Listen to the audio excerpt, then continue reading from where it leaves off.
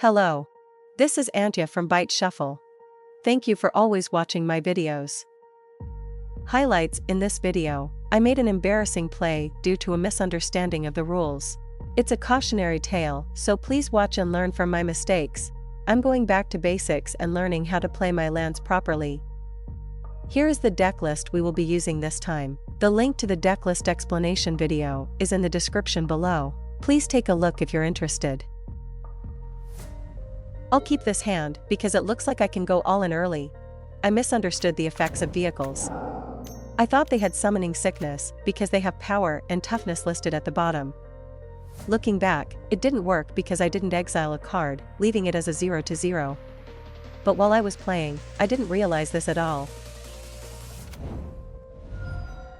I'm going all in from here, but for my opponent, it must have felt like a sitting duck walking right into their trap. After this, my opponent gives me a reality check.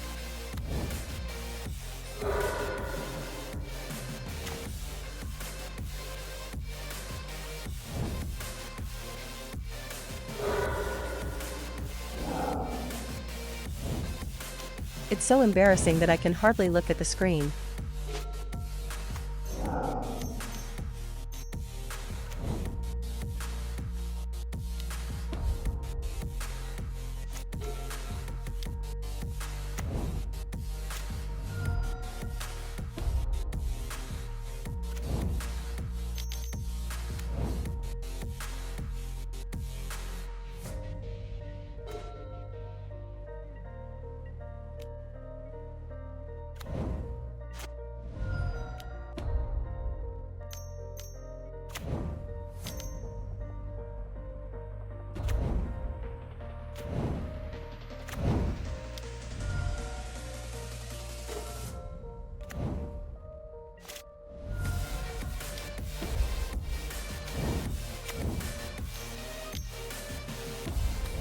I made such a terrible mistake that I have a feeling the flow of the next game will be very unfavorable.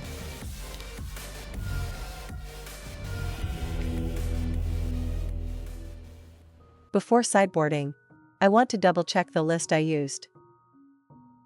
First, here's the conclusion. I'll explain step by step. These are the cards in Mono-Red Prison that relate to ANT.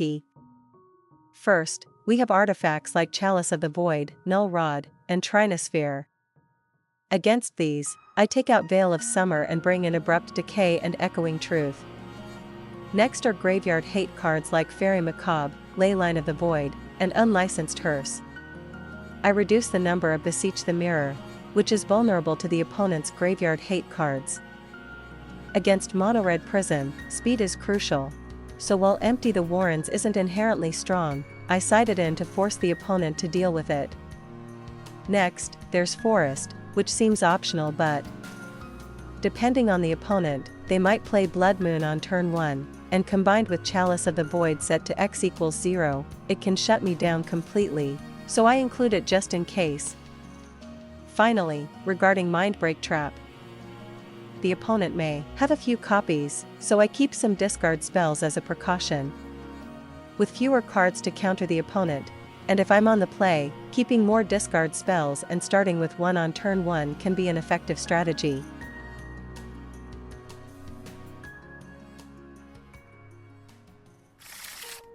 I'll mulligan to find a faster hand. I made a terrible mistake earlier, so my deck is sulking. Even after mulliganing, it doesn't seem like my hand will get any better. I expect my opponent to start with an artifact on turn 1, and with the way things are going, I'll keep my hand and not mulligan. I'll search for a basic land to play around Blood Moon. I'll look for a tutor or mana acceleration. I'll cast Ponder and stack Infernal Tutor followed by Lion's Eye Diamond, then draw. I'll play artifacts early to avoid getting disrupted by Chalice of the Void or Trinosphere.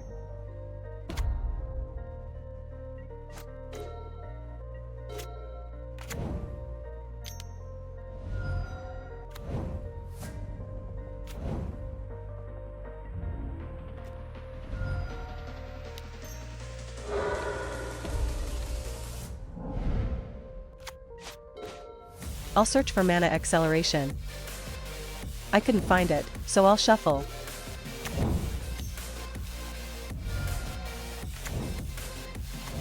I I might lose on the next turn, so I'm going to take a chance and make my move now. Since I can't produce black mana, I'll search for a Lotus Petal or a land. I stacked Echoing Truth followed by Ponder. From here, I'm going all in. I'll generate the extra mana needed for the combo.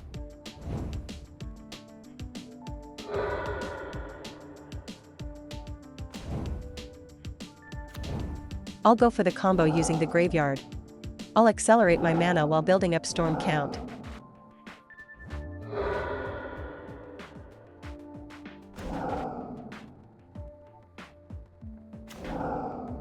With enough Storm Count, I'll cast Tendrils of Agony.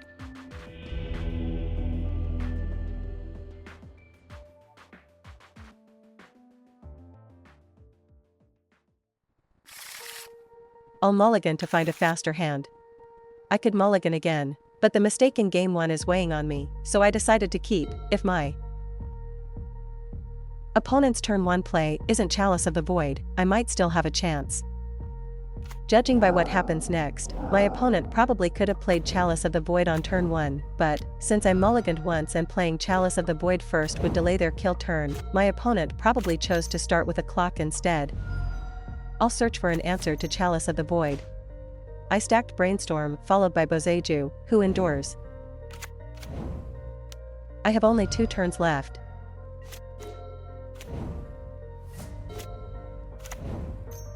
Since I have Beseech the Mirror in hand, I don't need to go Hellbent. Since Boseiju, who endures, can also be used as a land, I'll cast Echoing Truth. My opponent has 2 cards in hand. The only question now is whether my opponent has drawn any graveyard hate. From here, I'm going all in. I'll generate the mana needed for the combo.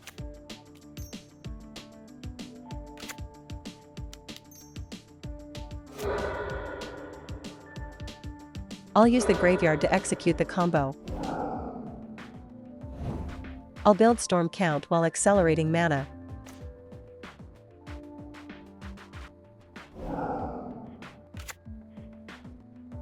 With enough Storm Count, I'll cast Tendrils of Agony.